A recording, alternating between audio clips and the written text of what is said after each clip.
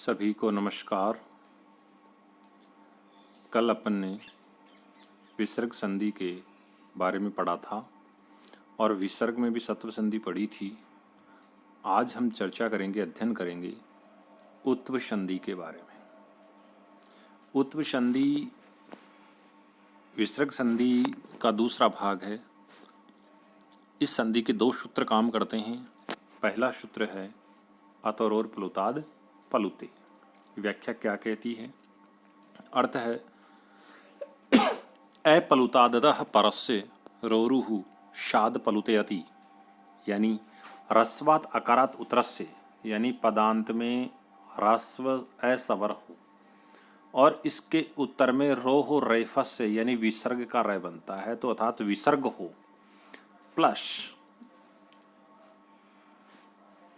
तो यहां पर कहा है अकारात परस्य रेफस से स्थाने उकारादेश हो, यानी रेप विसर्ग है, विसर्ग को उ आदेश हो रहा है, लेकिन कह रहा है रस्वे आकारे परे, यानी रस्व ए परे रहते ही उ आदेश होगा, अन्यथा उ आदेश नहीं होगा।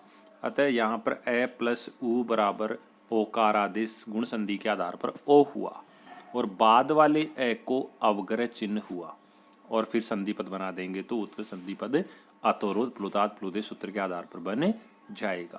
विशेष पढ़ते हैं। विशेष में भी यही बात समझा रखी है। अह विसर्ग है प्लस ए इति स्थिति, ऐसा स्थित होने पर विसर्ग से स्थाने ओकार से मात्रा भवती, तो इस विसर्ग के स्थान पर ओ की मात्रा हो जाती है, जो मैंने अभी आपको बताई। अंतिम से आकार से, और अंतिम आकार यानी द्वितीय पद के शुरू में जो ह्रस्व आकार है उस आकार के स्थान पर अवग्रह भवती, अवग्रह चिन्ह आपको दिखाई दे रहा है, ये अवग्रह ये ए होता है, ऐसा हो जाता है। अर्थात उत्व संधि अनंतरम, उत्व संधि के बाद गुण संधि और पररूप संधि ही भवतः होती है, यानी पहले उत्व होगी, उसके बाद गुण संधि, फिर पररूप संधि होगी।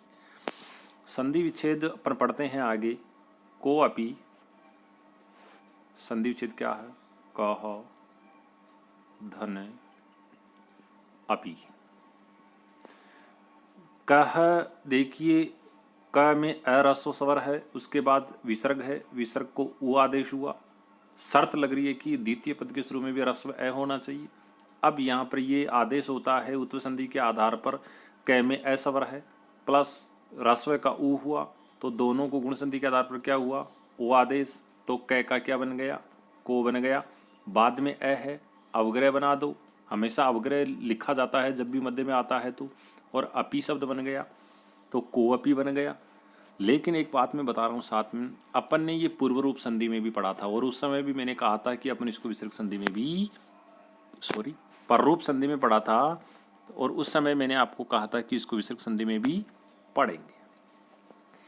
तो अब यहाँ पर ये बात निकल कर के आती है कि को धन अपी अगर आपको पेपर में संधि विच्छेद दे और संधिपद करने के लिए कहे तो वहां पर पररूप संधि करनी है।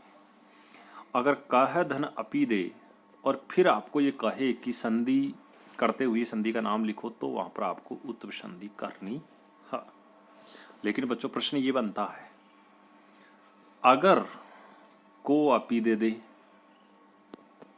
अब कौन सी कर, कौन सी संधि का नाम लिखे, कौन सा संधि विच्छेद करे? प्रश्न ये उठता है। इसके लिए सबसे पहले आपको उत्व संधि करनी होगी। पहला हमें प्राथमिकता का ध्यान रखना है पहले, और संधि विच्छेद करना है अपने को कह धन अपी और को अपी शब्द बना करके उत्व संधि बतानी है। कौन सी संधि बतानी है? उत्व संधि हमें बतानी है। यानी पहले उत्व संधि को प्राथमिकता रहेगी, बाद में पररूप संधि को प्राथमिकता रहेगी, और संधि विच्छेद के आधार पर संधि का नाम अपन तय कर लेंगे। इसी तरह रामो एवदत, राम है धन एवदत, रामो अयम, राम है अयम। अब हम उत्व संधि में दूसरा सूत्र पढ़ेंगे हसीच, हसीच सूत्र, यानी कि इसमें आंशिक परिवर्तन होगा, ज्यादा परिवर्तन नहीं होगा। आंशिक परिवर्तन क्या होगा? ये ऐसे कहेगा कि वही पदांत में ए हो और ए के साथ विसर्ग हो प्लस द्वितीय पद के शुरू में ए नहीं होना चाहिए, बस ये निषेध करेगा। आगे होना चाहिए, कह रहा है कि ए हो, ए के बाद विसर्ग हो प्लस व्यंजन वर्ण हो।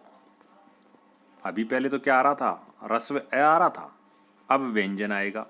तो यहाँ तो ओकार आदेश होकर के ओ आदेश हो जाएगा और व्यंजन का व्यंजन ही रह जाएगा, यानी कोई अवग्रह चिन्ह नहीं बनेगा। और यहाँ अभी अतोरोध प्लुताद प्लुते सूत्र पढ़ रहे थे, वहाँ पर द्वितीय पद के शुरू में जो रस्व ए था उसको अवग्रह चिन्ह हो रहा था, आगे व्यंजन है तो यहाँ पर कोई परिवर्तन नहीं होगा, जो का त्यों पद साथ जोड़ दिया जाएगा। बच्चों इस बात का विशेष रूप से ध्यान रखना है आपको। व्याख्या है, रस्वात अकारात उत्तरस्य रैफस्य स्थाने उकारादेशो भवति, उकार आदेश हो जाता है। वहाँ पर था रस्व अकार परे, अब कह रहा है हसी परे, हसी यानी व्यंजन। अब हसी में वैसे 3 4 5 ह य व र ल वर्णी आते हैं प्रत्यार के अंतर्गत, लेकिन मैं आपको कह रहा हूँ हल वर्ण या व्यंजन वर्ण हो तो ये आदेश हो जाएगा। और विशेष में भी यही बात कही गई है जो पहले कही गई थी।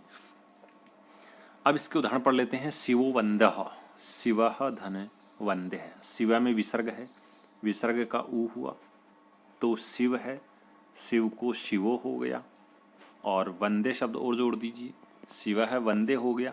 अगर आगे अय होता तो अवग्रह हो जाता और वहाँ पर सूत्र काम करता तरोर प्लुताद पलुते। अब आगे व्यंजन आ रहा है तो यहाँ पर सूत्र काम कर रहा है हसी सा। अन्य उदाहरण भी पढ़ लेते हैं अपन इसी तरह से।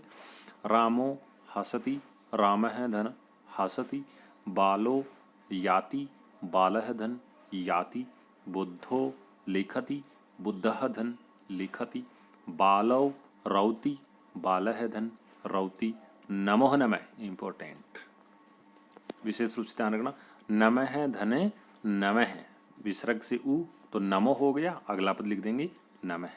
रामो जयति, रामः धन जयति, क्षीणो भवति, क्षीणः भवति, मनोहरः मनः धन हरः, यशोदा यशः धन दा। ये दोनों लास्ट वाले भी बहुत इंपॉर्टेंट हैं, वेरी इंपॉर्टेंट है, महत्वपूर्ण है, अधिक बार इनमें से प्रश्न पूछता है और शिव बंदे से भी प्रश्न हमें करता है।